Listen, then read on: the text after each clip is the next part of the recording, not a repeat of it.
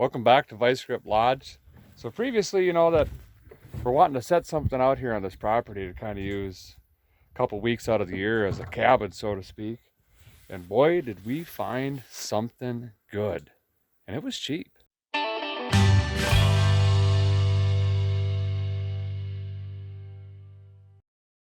We picked up a 1997, 98, probably a 96 Sandpiper bumper pole camper, but it's a park model, so they're made to, block up and everything. They got the bigger frame and just some better stuff for long-term living. And we got it for I think it was $2,200 is all, which is literally probably a fifth of what it's worth. So I'm gonna give you guys a little tour, and then we got some work to do on this thing because she's got a leaky roof and some other stuff. So let's go take a look. Here she is, sliding door. So a lot of these, almost all park models have like a slider, and that's because a lot of people like to put decks on here and stuff, and that's exactly what we're gonna do because of our view. And you can see it's, it's old. It is what it is though. We don't need anything fancy. This is plenty nice for us. Needs a little bit of a cleaning. Does have two slides. So this is going to be the master bedroom slide.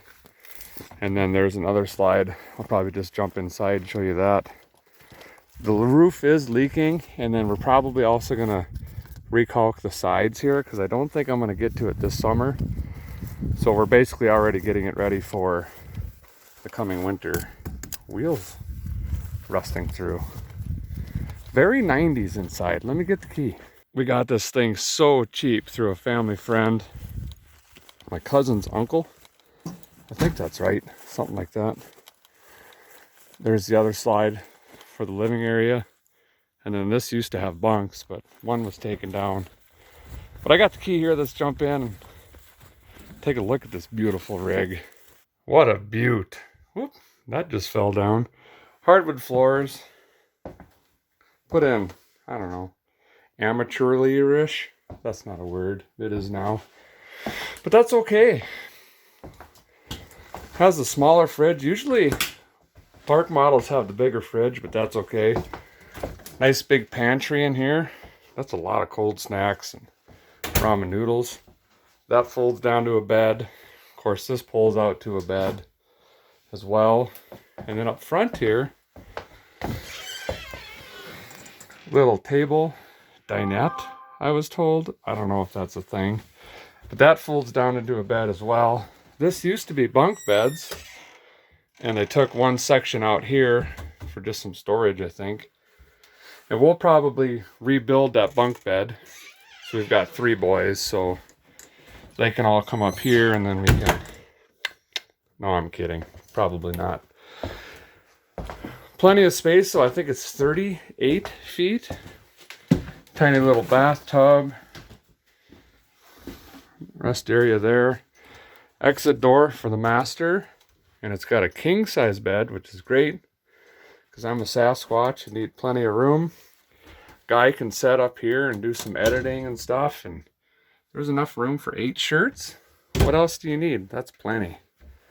I was just thinking, I think that's all of the storage for clothing. It's not a lot, kind of a his and her thing. It's got 1 AC unit on it. No idea if it works. No idea if the furnace works. No idea if the plumbing works. We just kind of gambled and said with the price that we're getting it for, we're just going to take it. This is the area here. There used to be like a crank up antenna, I would assume, and it's very water damaged. So we're going to get up on the roof. And then Krang's with me, and he's a construction general contractor, jack of all trades, master of 2 kind of guy. So he's going to go around and seal up all the windows and the corners and all of that stuff so we can start getting ready for heavy rain and eventually winter, unfortunately. It's coming quick. Dang it. Is that a mason jar? We're still having heavy debate about whether putting it up here or up on the old home site there, whenever that other house was there, 180 years or whatever. But I'll probably lose eventually. I'm just kind of stalling until then because that means there's a lot of work involved. But we borrowed a ladder. I got some, I don't know, it's called like Henry's Roof Make It Better 600 stuff. I'm gonna dump that in up there while Chris does other stuff. So here's where that hand crank is going to. And I have to assume probably right through that, or around this is where this is leaking. So I'm gonna basically just take this, dump it upside down on this, and just shut her down. The rest of this, I don't know, seems to be okay. It doesn't look like it's ever been hailed out actually. And I've seen that a couple times with my other rigs. It's pretty obvious when they get the hail damages, but this has an awning, I just realized. That's pretty cool. Anyway, I'm gonna put this, I'm not even sure what this is, back in that hole, and then just start slopping stuff on here. Guy decided to run some clear silicone down there first, and this is what it looks like when you apply this stuff here. And I'm gonna wait just a couple minutes and then just really slather it on that. There we go, getting that gooped up. Oh, I gotta bring them back out. This here could use some. In there maybe. He's down here somewhere.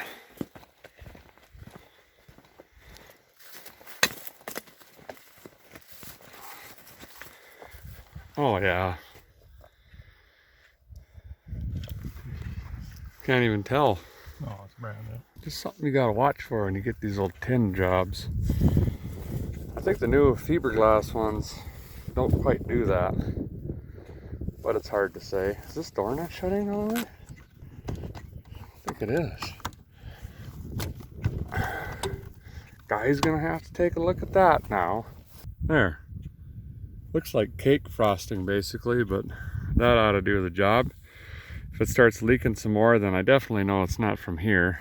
And I also smeared on a little over there, just because the guy could reach it, and also there.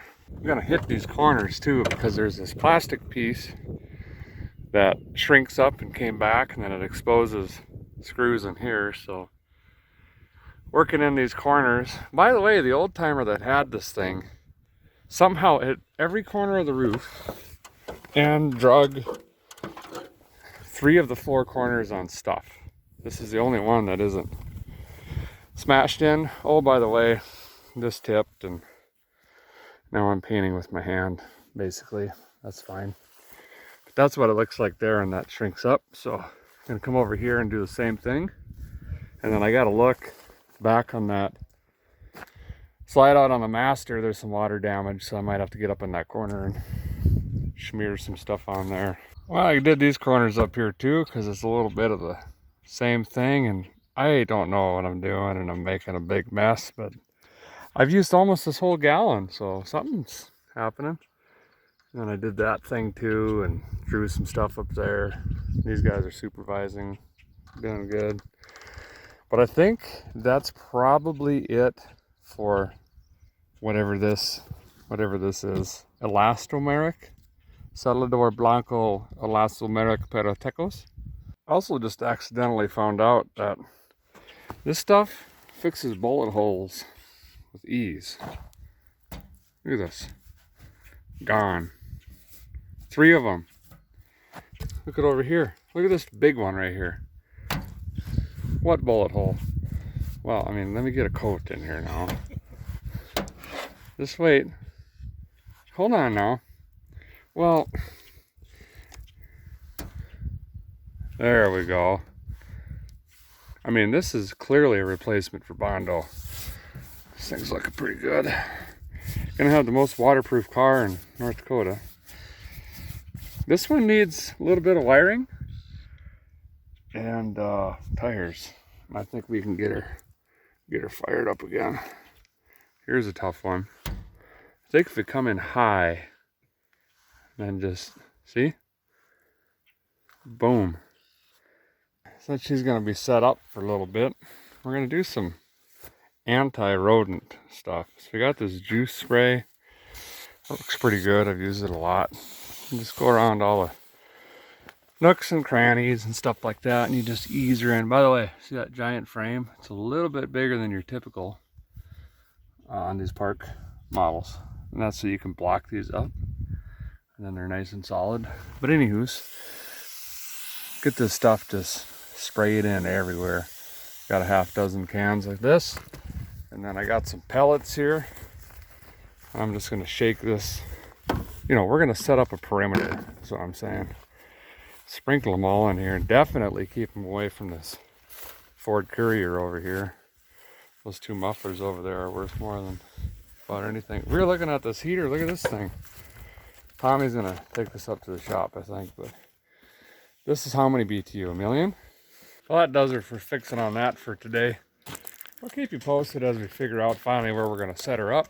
And then we gotta build a deck. We've gotta block it up. We've got a lot of work that needs to be done to that thing still. It sounds like Jessica's got some plans to fix on the inside. I'm not allowed to, you know, do any of that stuff. So we'll have to see how that turns out. But thanks guys for watching. Appreciate it. We'll see you next time.